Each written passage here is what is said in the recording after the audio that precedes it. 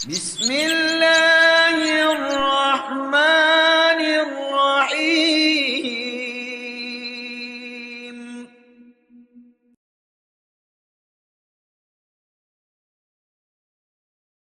Kita bersyukur kepada Allah Subhanahu wa taala yang nikmatnya senantiasa tercurah kepada kita semua, yang karunia-Nya tidak pernah terputus, utamanya nikmat iman dan Islam yang merupakan nikmat yang paling berharga, yang paling agung yang Allah anugerahkan pada seorang hambanya. Kemudian kita bersolawat kepada Nabi kita, manusia yang paling kita cintai, suri teladan bagi kita dalam kehidupan Rasulullah sallallahu alaihi wasallam. Demikian pula kepada keluarga beliau dan sahabat-sahabat beliau radhiyallahu taala anhum ajma'in. Hadirin hadirat jamaah salat subuh rahimakumullah. Kita lanjutkan kembali kajian hadis kita, masih bersama dengan hadis 7 golongan manusia yang mendapatkan naungan Allah Subhanahu wa taala di padang mahsyar nanti, hari di mana matahari berjarak 1 mil di atas kepala manusia. Sabda Rasulullah sallallahu alaihi wasallam, "Sab'atun yudhilluhumullahu fi dhillihi yauma la dhilla illa dhilluh." 7 golongan manusia yang akan dinaungi Allah Subhanahu wa taala di bawah naungannya pada hari kiamat nanti, hari yang tidak ada lagi naungan kecuali naungannya Allah Subhanahu wa taala. Imamun adil, yang pertama adalah pemimpin yang adil.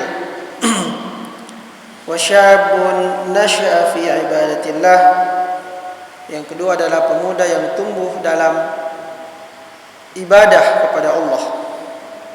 Wa rajulun qalbuhu mu'allaqun bil masajid, yang ketiga adalah seorang laki-laki yang hatinya tergantung di masjid. Wa rajulani tahabba fillahi ijtama'a alaihi wa tafarraqa alaihi, dan 2 orang yang saling mencintai karena Allah Subhanahu wa taala. Mereka bertemu karena Allah dan mereka juga berpisah karena Allah.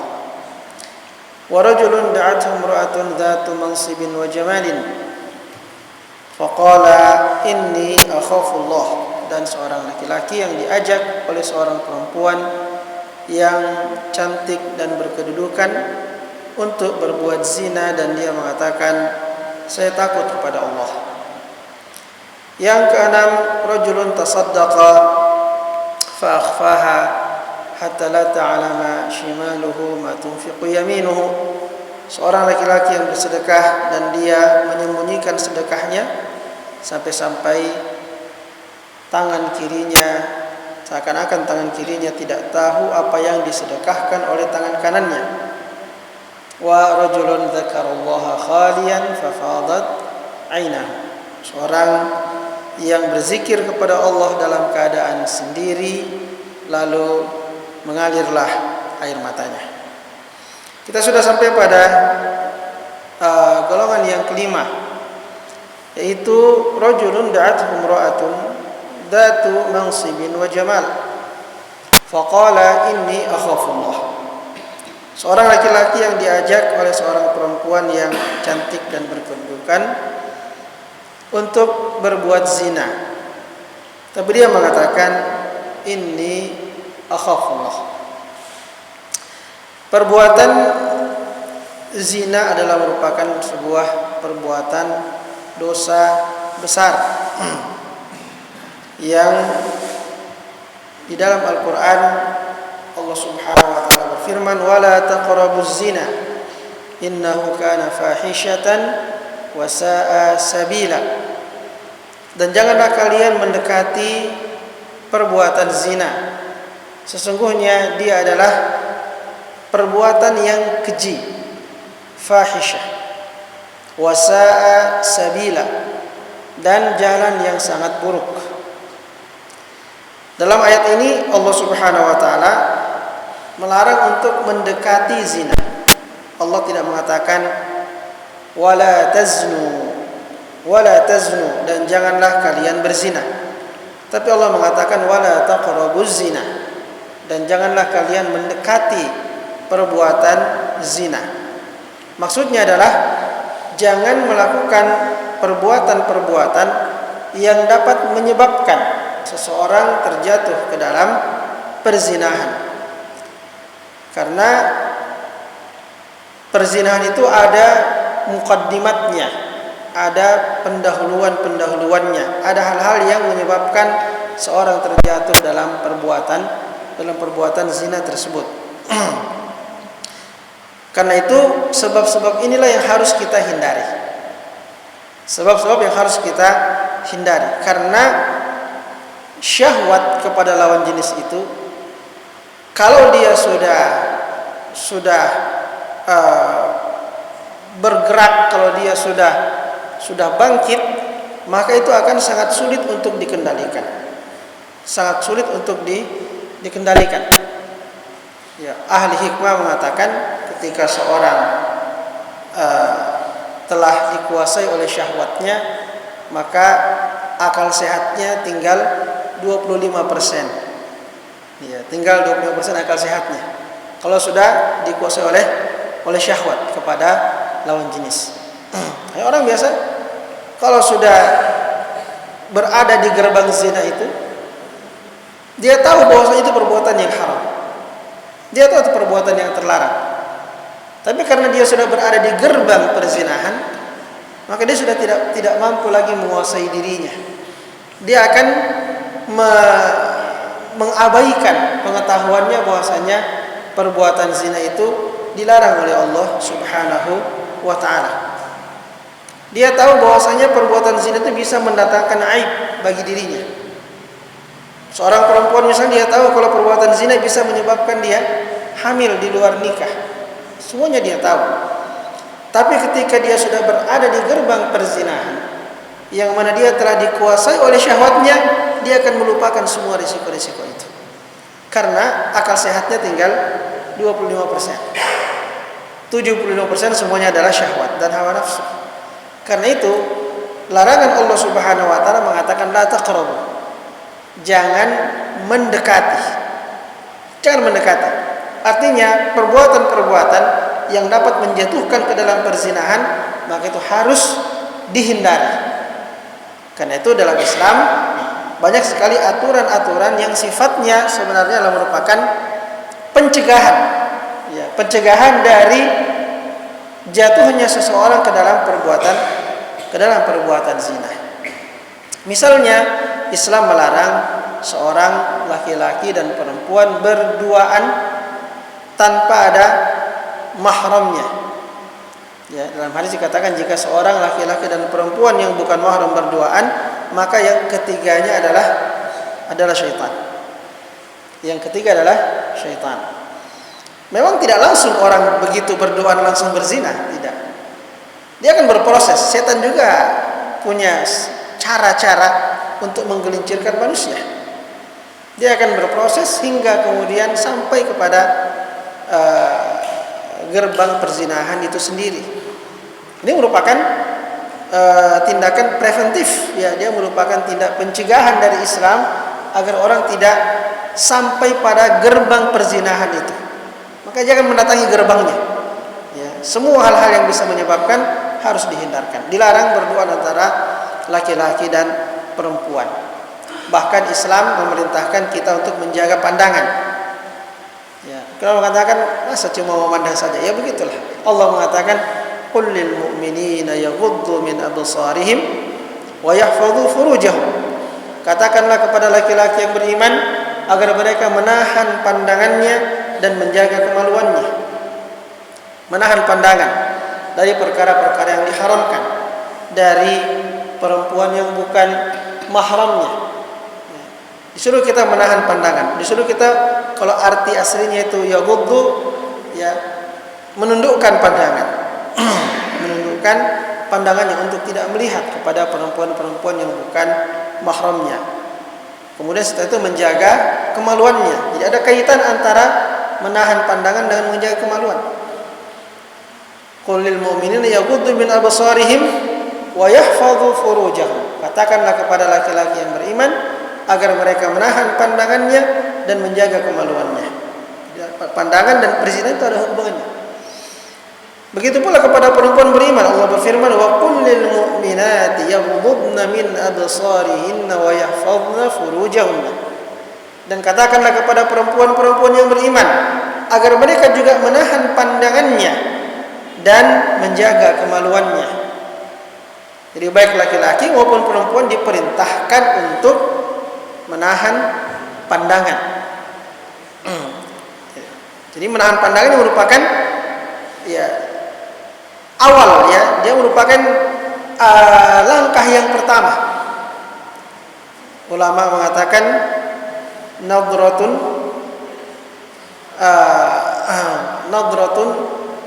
fa liqa'un fa khulwatun, dari pandangan kemudian akan membawa kepada pertemuan, kemudian membawa kepada berdua-duaan, kemudian setelah itu akan bisa jatuh ke dalam perzinahan. Nah, karena itu berpacaran itu adalah merupakan salah satu musibah dalam Islam sebenarnya.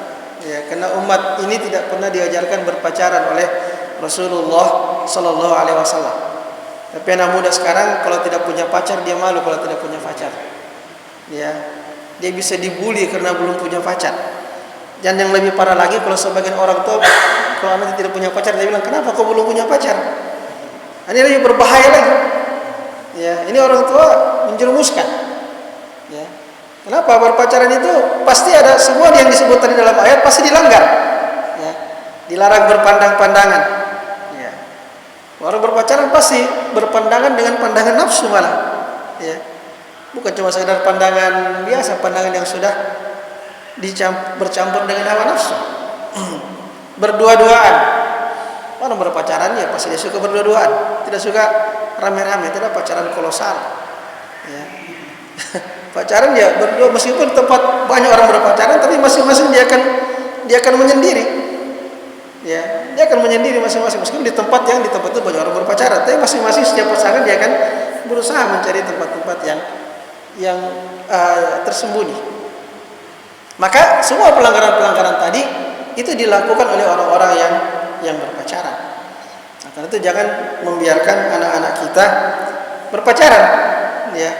Karena itu adalah merupakan jalan yang bisa menjatuhkan mereka ke dalam kebinasaan.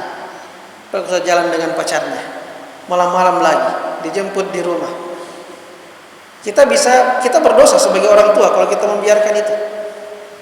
Ya, karena ya paling kita orang tua, kita sudah tahu bagaimana rasanya. Kita saja berdekatan dengan istri kita di waktu-waktu tertentu, ya, apalagi kalau hujan-hujan, ya sudah malam, ya kita bisa tahu rasanya itu bagaimana, iya kan? Rasa itu ada pada diri anak kita. Ya, apa yang kita rasakan saat kita berdua dengan istri kita di waktu-waktu tertentu, itu rasa itu ada pada diri anak kita ketika dia bersama dengan pacarnya pada waktu tertentu. Maka apa yang bisa terjadi antara kita dengan istri kita pada saat tersebut juga bisa terjadi pada anak-anak kita dalam keadaan yang sama. Itu dosa besar. Dosa besar orang tua itu membiarkan anaknya dibawa pacarnya, ya. Dia cuma bilang jangan pulang larut malam nak ya. Pulang larut malam. Nah, yang namanya perzinahan itu di awal malam juga bisa dikerjakan. Ya, bukan hanya di tengah malam, di awal malam pun bisa dikerjakan. Ada yang namanya ad-dayuth. Kata Nabi la yadkhulul jannah. Tidak akan masuk surga yang namanya ad-dayuth. Apa itu ad-dayuth? Ad-dayuth itu orang yang tidak punya kecemburuan terhadap anggota keluarganya. Tidak punya ghirah. Ya, tidak punya kecemburuan. Ketika misalnya anggota keluarganya, anaknya, ya, apalagi kalau istrinya jalan dengan laki-laki yang lain yang bukan mahramnya, dia tidak punya kecemburuan, itu namanya dayuth. Ya, dayuth itu terancam tidak bisa masuk surga. Karena seorang laki-laki harus memproteksi keluarganya dari diantaranya adalah perbuatan zina. Qu anfusakum Wa ahlikum nar, jagalah diri-diri kalian dan keluarga kalian dari perbuatan zina. Karena kalau zaman-zaman dulu namanya perempuan yang dipingit, ya. Garis-garis kalau sudah balik, ya, sudah mulai masuk usia gadis, ya, saat istilahnya cantik-cantiknya itu anak, ya, montok-montoknya itu anak, itu dipingit. Ya, dipingit. Tidak boleh keluar rumah kecuali yang sangat penting saja. Kenapa? Karena bahaya itu yang dikhawatirkan. Orang-orang dulu memahami bahaya itu. Mereka berusaha menjaga nama baik keluarga. Ya, sehingga dawatul khudur, namanya dawatul khudur. Ya, perempuan-perempuan yang lebih banyak tinggal di dalam kamarnya pada usia-usia yang seperti itu. Orang dulu kan cepat menikah. Jadi dia tinggal menunggu saja orang datang melamar pada usia ya, kalau sekarang kita bilang remaja, ya zaman dulu itu sudah usia pernikahan. Kalau sudah usia SMA 16 tahun, 17 tahun, ya orang sekarang bilang sweet 17. Kalau zaman dulu orang sudah bisa menikah. Ya sudah menikah perempuan di usia seperti itu. Itu sangat dijaga biasanya. Karena begitulah ruhnya syariat seperti itu. Ya, sejak zaman Nabi pun ada yang namanya dawatul khudur. Ya, sampai dalam hadis tentang menghadiri sholat Id, Nabi kan suruh semua perempuan keluar ke lapangan, termasuk tadi itu orang-orang yang haid dan tadi dawatul khudur dan gadis-gadis yang dipingit yang menjelang usia pernikahan. Kalau hari ini dikeluarkan semua. Jadi bagaimana mereka memproteksi keluarga, menjaga keluarga, karena bahaya yang namanya perzinahan itu. Nah, sekarang tentu saja bahaya itu lebih kuat lagi karena bukan hanya saja dari pertemuan, sekarang dari tontonan, dari informasi, semuanya bisa merusak, bisa menghancurkan. Ya, kadang ada anak-anak yang kelihatan tidak pernah keluar rumah, jarang sekali dia keluar rumah. Tapi begitu dia keluar, dia rusak. Kenapa? Dia sudah lama dirusak oleh apa yang dia tonton, apa yang dia lihat di internet. Bagaimana hubungannya di Facebook misalnya, di Instagram, dia bisa berkenalan dengan bermacam-macam orang lewat dunia maya. Dari situ dia kemudian bisa terjerumus ke dalam perbuatan zina. Berapa banyak kita baca berita orang kenalan di Facebook, kenalan di Twitter, kemudian keluar kopi darat, pas bertemu jatuh dalam perzinahan. Na'udzubillahi min dzalik. Jadi semakin kompleks permasalahan kita ini. Kewajiban kita untuk menjaga anak-anak kita, menjaga anggota keluarga kita. Qu anfusakum wa ahlikum nar. Jagalah diri kalian dan keluarga kalian dari siksa api neraka. Salah satunya adalah dari perbuatan zina yang Allah katakan innahu kana fahisyah. Innahu kana fahisyah. Perbuatan yang keji. Ya, jadi perbuatan yang keji, artinya keji itu jiwa manusia itu menolaknya. Ya, jiwa manusia menolaknya. Dianggap perbuatan yang rendah, perbuatan yang hina, itu perbuatan yang keji. Innahu kana fahisyah. Perbuatan yang keji.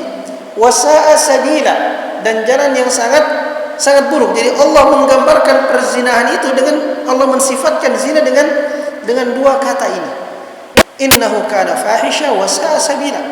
Dia adalah perbuatan yang keji dan jalan yang buruk. Karena itu dahulu orang-orang terhormat di zaman jahiliyah itu tidak mau berzina. Ya, ketika Nabi Fathu Makkah itu dibaiat orang-orang masuk Islam, dibaiat buat perjanjian. Salah satu isinya kalau perempuan, isi baiatnya dengan Nabi tidak boleh berzina.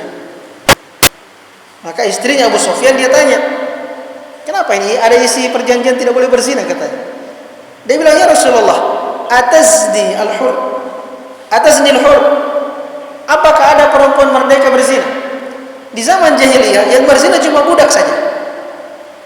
Ini di zaman jahiliyah. Ya.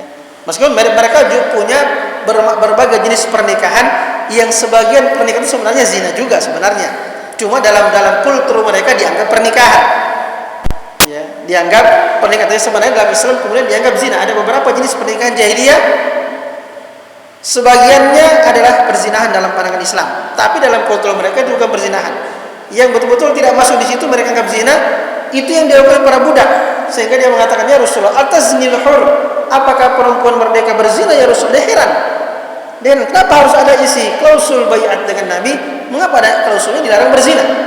Padahal dalam kehidupan masyarakat jahiliyah yang berzina cumalah perempuan budak. Yang merdeka tidak akan mau berbuat zina karena itu adalah kehinaan. Perbuatan yang sangat hina. Innahu kana fahishatan wa sa'a sabila. Nah, karena itulah Allah melarang kita untuk mendekati. Allah tidak mengatakan jangan berzina, tapi Allah mengatakan jangan mendekati zina. Karena melakukan perbuatan-perbuatan yang bisa membangkitkan syahwat kepada lawan jenis dengan cara yang tidak sah, itu akan mengantar kepada gerbang perzinahan. Dan kalau sudah berada di gerbang perzinahan, sangat sedikit orang yang mampu membebaskan dirinya dari terjatuh ke dalam perbuatan zina. Tidak banyak orang seperti Nabi Yusuf. Ya, Nabi Yusuf, masya Allah, dia sama dengan dalam hadis tadi, dia diajak oleh perempuan yang cantik dan terhormat. Nabi Yusuf diajak berzina oleh istri raja. Ya, ada yang mengatakan raja, ada yang mengatakan menteri, pembesar Mesir, yang membeli dia sebagai budak. Kan awalnya dibeli sebagai budak ketika masih kecil. Ternyata tumbuh jadi pemuda sangat tampan. Ya, maka dia sangat tampan. Ini istri raja atau menteri di Mesir tertarik sama Nabi Yusuf. Itulah juga dikatakan tundukkan pandangan. Ya. Karena dia tidak menjaga pandangannya, dia tertarik dengan ketampanan Nabi Yusuf, maka dia panggil ke dalam kamarnya, dia tutup semua pintu, dia tutup semua jendela, dia ajak untuk berzina. Qala tahita lak. Qala ma'adallah, innahu rabbi ahsana mathwaya. Dia mengatakan ma'adallah, aku berlindung kepada Allah. Nabi Yusuf ketika dia berzina, dia bilang ma'adallah, aku berlindung kepada Allah Subhanahu wa taala pada perbuatan ini. Ya. Padahal beliau itu diajak, kata para ulama. Nabi Yusuf itu diajak, bukan dia yang mau. Yang mengajak juga perempuan cantik dan terhormat. Ya. Dalam sebagian penafsiran ahli tafsir mengatakan istrinya raja itu masih muda dan suaminya itu impoten. Ya, suaminya impoten, jadi dia masih perawan itu, istri raja itu, menurut sebagian ahli tafsir. Maka dia mengajak Yusuf untuk berzina. Tapi Nabi Yusuf mampu mengendalikan syahwatnya. Padahal dia juga sebenarnya sebagai manusia biasa. Walaqad hammat bihi wa hamma biha. Salah satu penafsirannya, walaqad hammat bihi, ini perempuan mau sekali sama Nabi Yusuf. Wa hamma biha, Nabi Yusuf juga dalam salah satu penafsiran ada yang mengatakan juga tertarik, sebenarnya namanya manusia normal. Ya, diajak perempuan yang cantik, berkedudukan di tempat yang tersembunyi. Sebagai manusia normal ada ketertarikan. Ya. Ini yang ajak bukan PSK. Kalau PSK orang takut AIDS.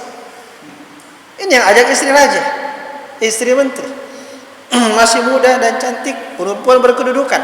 Nabi Yusuf cuma budak. Kata ulama, andaikan pun terbongkar skandal, ya, skandal antara andaikan dia terjadi dan dia menjadi sebuah skandal di kerajaan, yang akan diekspos bukan Nabi Yusuf, yang akan diangkat oleh media adalah istri raja. Nabi Yusuf cuma budak, tidak akan diangkat oleh media, tidak akan melapor koran. Andaikan ada koran di zaman itu, kalau cuma bilang ada budak berzina, tidak dibeli korannya sama orang, beritanya tidak menarik. Ya. Andaikan ada koran zaman itu, ya. Tapi kalau dibilang istri raja berzina dengan budaknya, oh istri raja, ini dijual ini berita. Jadi andaikan terjadi dan jadi skandal, Nabi Yusuf tidak akan diekspos itu. Yang diekspos adalah istri. Jadi banyak sekali hal yang sebenarnya bisa menyebabkan Nabi Yusuf jatuh dalam perzinahan.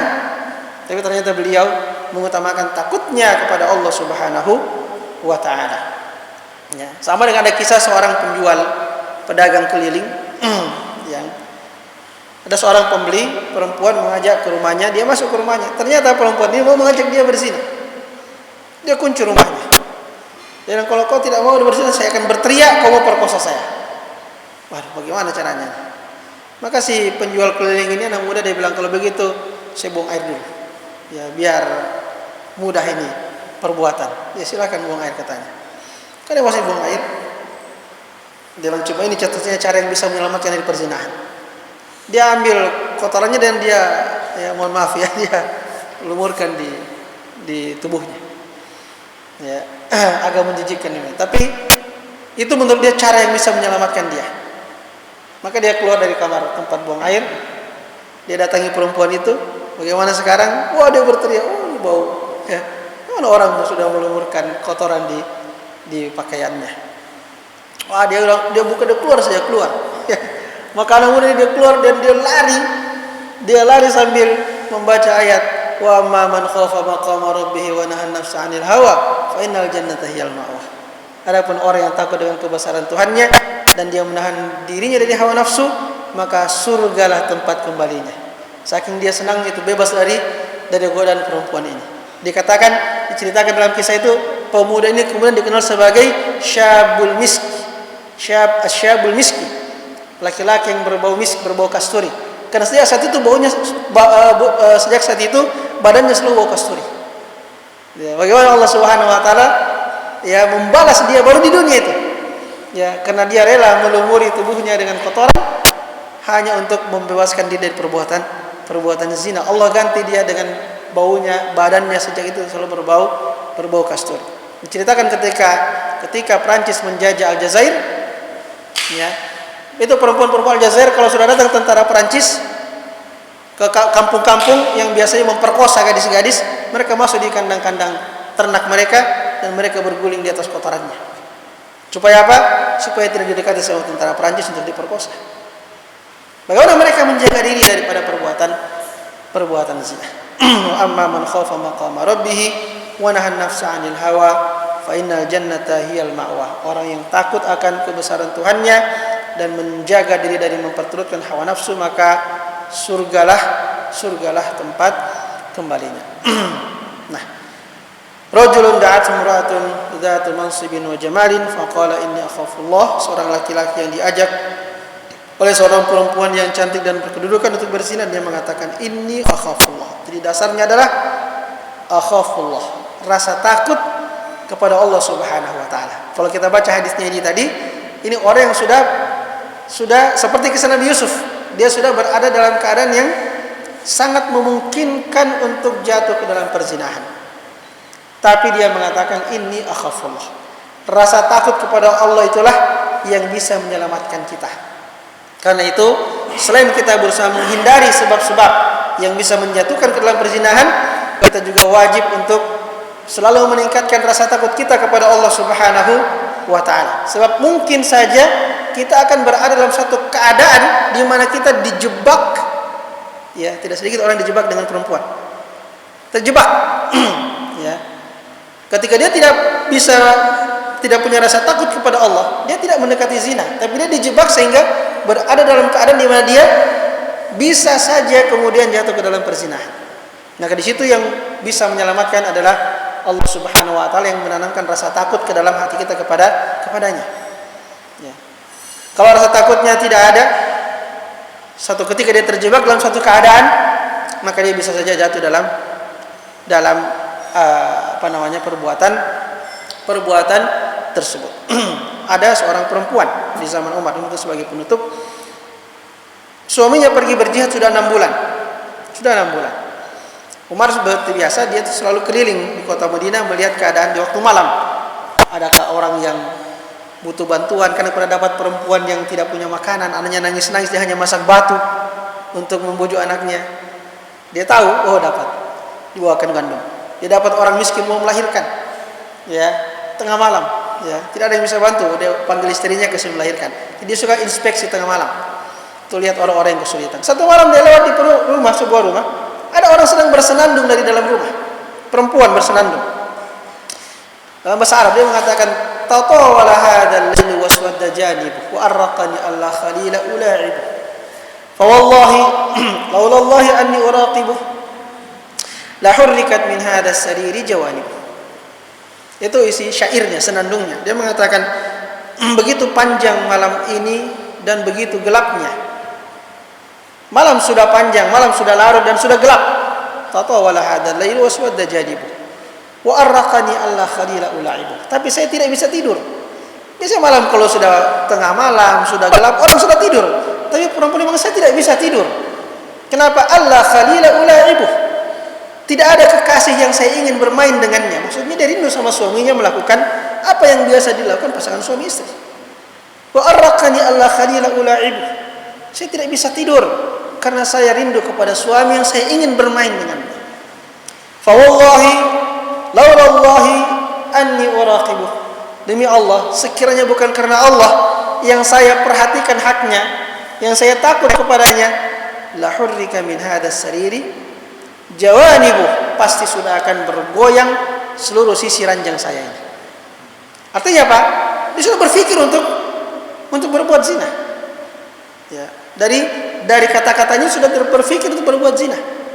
Tapi karena rasa takutnya kepada Allah Subhanahu wa taala, itulah yang kemudian mencegah dia dari berbuat serong dan mengkhianati suaminya. Karena apa?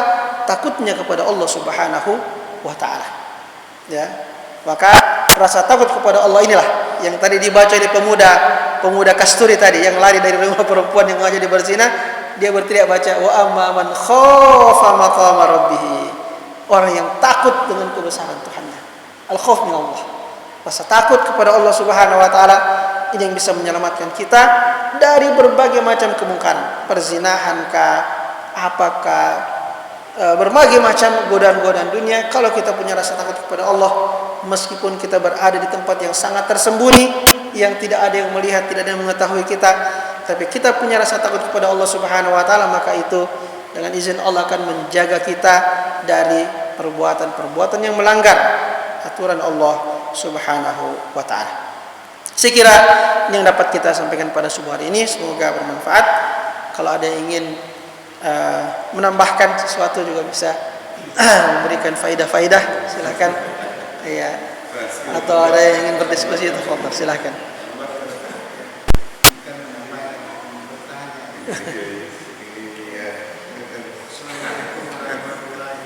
Waalaikumsalam.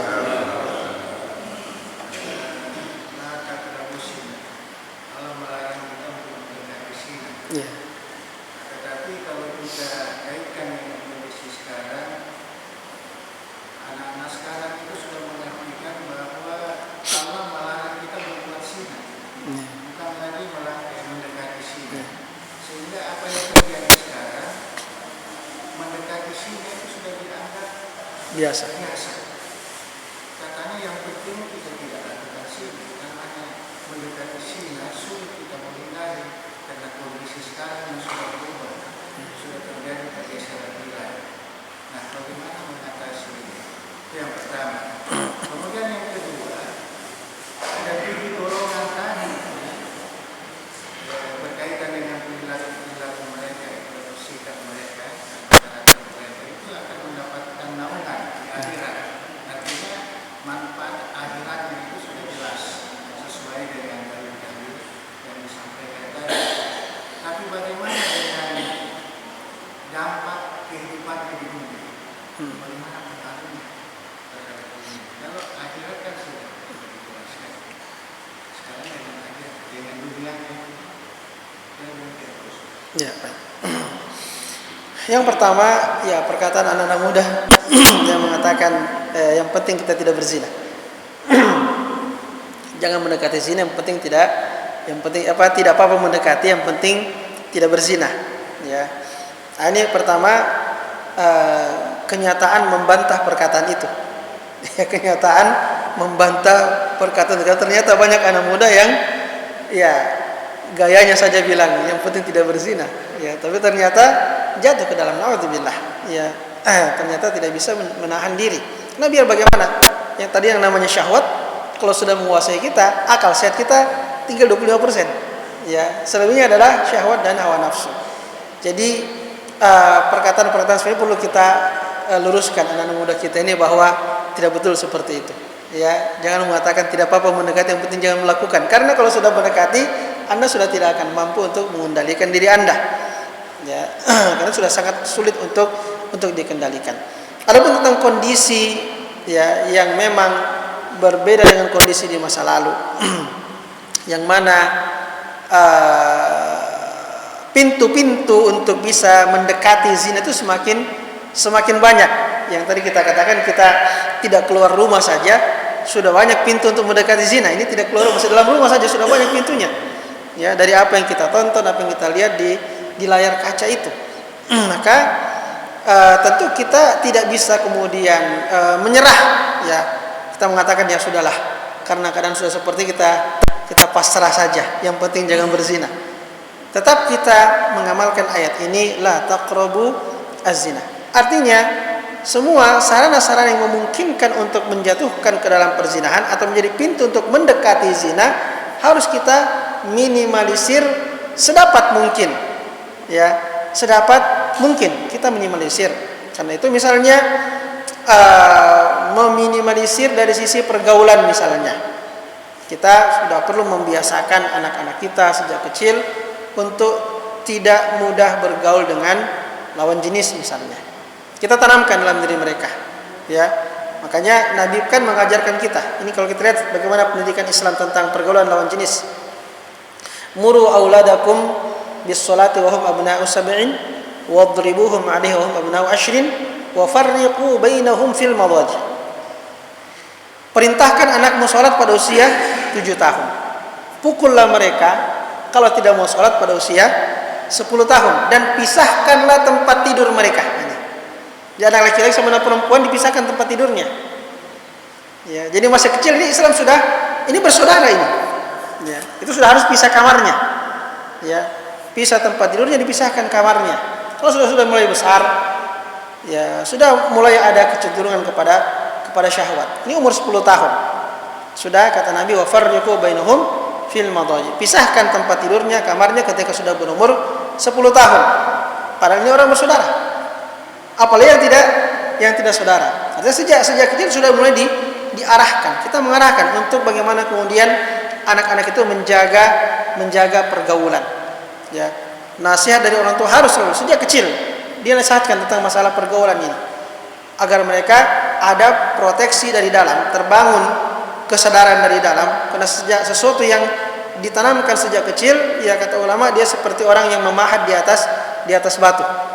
Kalau sejak kecil kita kasih tahu, setiap saat kita kasih tahu sejak kecil, seperti orang memahat di atas batu. At-ta'limu fi sighari kan-naqshi 'al-ahjari, kata ulama. Tapi kalau sudah besar baru mau dikasih tahu, sejak kecil ini tidak pernah kita kasih tanamkan itu nilai. Nanti besar baru kita bilang hati-hati bergaul ya. Ini seperti orang katanya memahat di atas air. Ya, mengajar ketika orang sudah besar seperti memahat di atas air. Karena itu kita harus memberikan nilai, menanamkan nilai kepada anak-anak kita supaya mereka ketika misalnya mereka di sekolah, ya pokoknya buat sekolah kita hari ini. Ya, meskipun sekarang sudah banyak sekolah Islam ya, kita kalau mampu kasih masuk di sekolah Islam yang tidak campur laki-laki perempuan, ya itu tentu merupakan salah satu cara untuk menjaga anak-anak kita tidak jatuh ke dalam pergaulan bebas. Kalau kita punya kemampuan masukkan mereka di sekolah yang tidak bercampur baur antara laki-laki dan perempuan. Cuma nanti kalau sudah kuliah lagi, ya kuliah pasti dia akan bercampur antara laki-laki dan perempuan. Maka benteng yang ada dalam diri itu yang perlu diperkuat. Ya, perlu diperkuat dan kemudian meluruskan persepsi tadi. Luruskan persepsi bahwa jangan pernah mengatakan tidak apa-apa mendekati, yang penting jangan melakukan. Ini harus dirubah ini persepsinya anak muda ini. Ya, harus dirubah. Jangan mendekati. Karena kalau sudah mendekati, Anda akan melakukannya. Ya, jadi dia punya persepsi yang harus kita rubah. Karena kapan dia masih berpandangan seperti itu, inilah yang rentan menjatuhkan mereka ke dalam perbuatan perzinahan. Yang kedua, apakah ada rewardnya di dunia nih?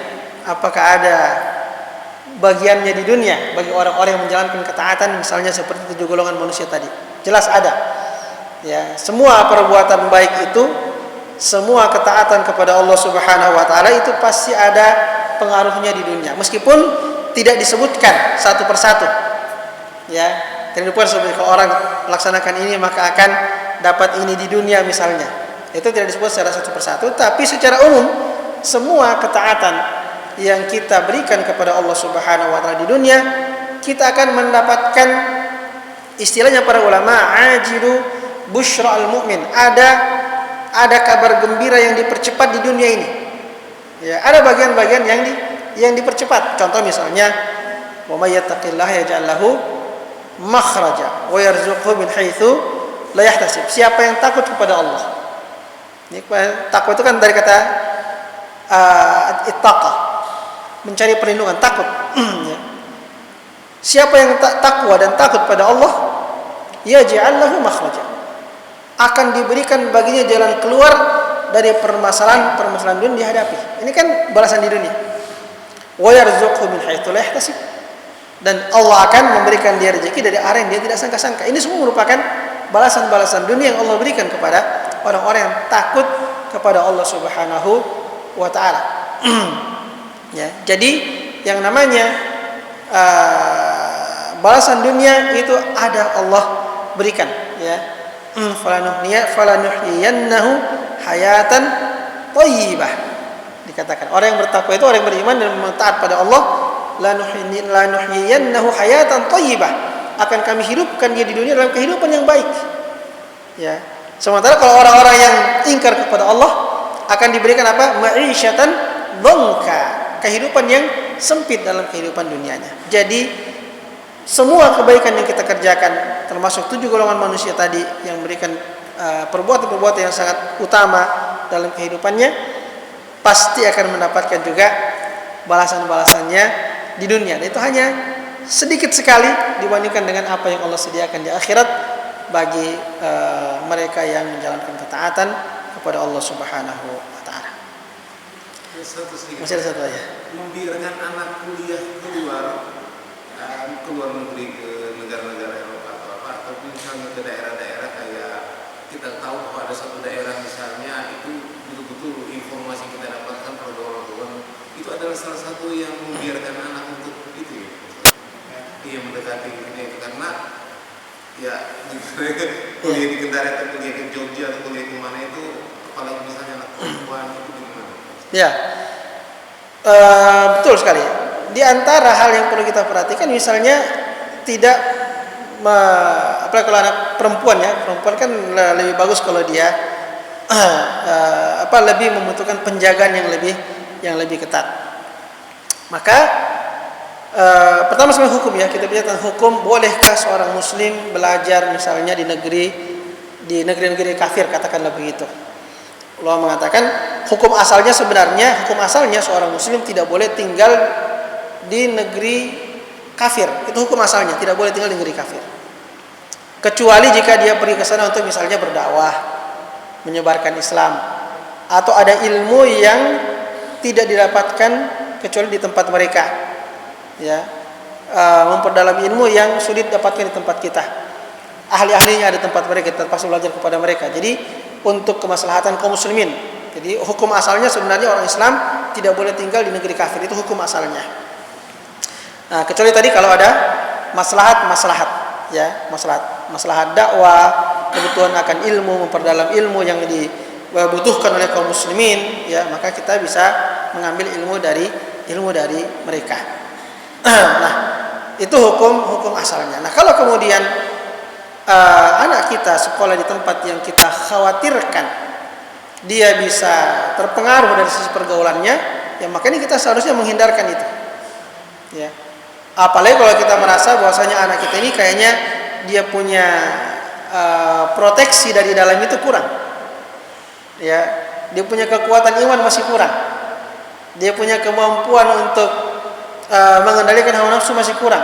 Maka jangan kita membiarkan mereka berada di tempat-tempat yang bisa menjerumuskan mereka dalam pelanggaran kepada Allah Subhanahu wa taala. Jadi yang perlu untuk kita perhatikan, ya.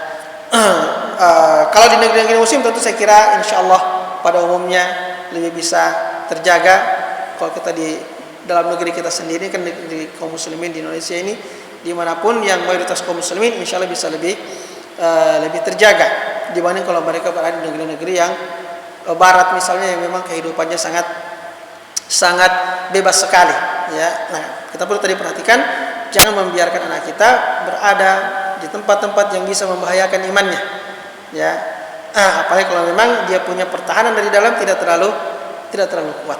Karena kita biar bagaimana orang tua akan diminta pertanggungjawab oleh Allah Subhanahu wa taala. Qu anfusakum wa ahlikum nar. Jagalah diri kalian dan keluarga kalian dari siksa dari siksa api neraka. Barangkali cukup, sudah syuruh ya, semoga bermanfaat talim kita pada subuh hari ini. Kita tutup, subhanakallahumma wa bihamdik asyhadu an la ilaha illa anta wa astaghfiruka wa atubu ilaik. Wa sallallahu ala nabiyyina Muhammad wa ala alihi wa sahbihi wa sallam, wa akhiru da'wana alhamdulillahi rabbil alamin. Wassalamualaikum warahmatullahi wabarakatuh. Alhamdulillahi rabbil alamin.